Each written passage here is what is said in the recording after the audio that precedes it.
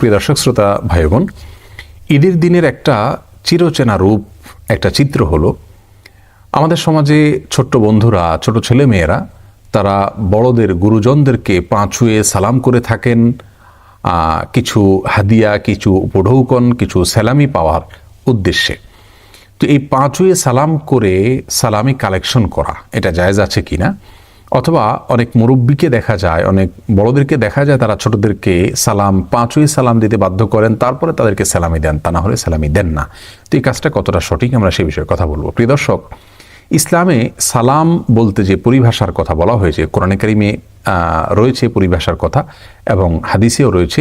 আল্লাহ সুবহানাহু ওয়া তাআলা কোরআনে বলেছেন, ইদা হুয়িতুম বিতাহিয়াতিন ফাহাইয়ু বিআহসানা মিনহা আও রুদ্দুহা। তোমাদেরকে কেউ যদি কোনো অভিবাদন জানায়, সালাম পেশ করে, তাহলে সে যে ভাষায় সালাম পেশ করেছে তুমি সেই ভাষায় তাকে সালাম ফিরিয়ে দাও, জবাব দাও, ফিরতি সালাম দাও, অথবা তার চাইতে বেটার বা তার চাইতে আরও উত্তম শব্দ ব্যবহার করে তাকে সালামের জবাব দাও। রাসূল করিম সাল্লাল্লাহু আলাইহি ওয়াসাল্লাম সালাম দিতে আমাদেরকে নির্দেশ করেছেন। চিনি না, যে কোনো মানুষকে, চেনা অচেনা সব মানুষকে সালাম দেওয়ার নির্দেশ তিনি করেছেন।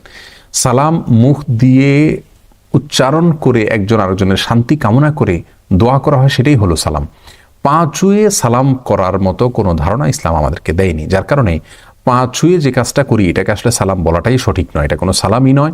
এটা আমাদের দেশের প্রচলিত একটি কালচার, যে কালচারটা খুব ভালো কোনো কালচার নয়, কারণ এর মাধ্যমে একজন মানুষ আরেকজন মানুষকে সালাম দিতে গিয়ে তথাকথিত শ্রদ্ধা প্রদর্শনের নামে তার দিকে মাথা নুয়ে ফেলা, এবং এটা কিছুটা আল্লাহর সামনে আমরা যে রুকু করি, যে সেজদা করি, তার সাথে সাদৃশ্য হয়ে যায়।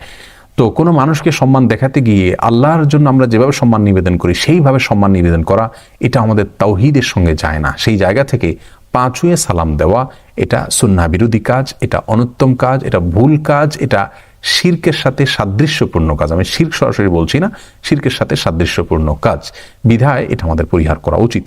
ঈদের সালামি পাওয়ার জন্য, ঈদের জন্য কিছু হাদিয়া উপঢৌকন কালেকশন করার জন্য বাচ্চারা বড়দেরকে সালাম পেশ করলে তারা সালামের জবাব দিবেন, জবাব দিয়ে তাদেরকে কিছু উপঢৌকন দিবেন, এটা আমাদের দেশের একটা কালচার, একটা সংস্কৃতি, কোনাদের সাথে কোনো সংঘর্ষের নাই।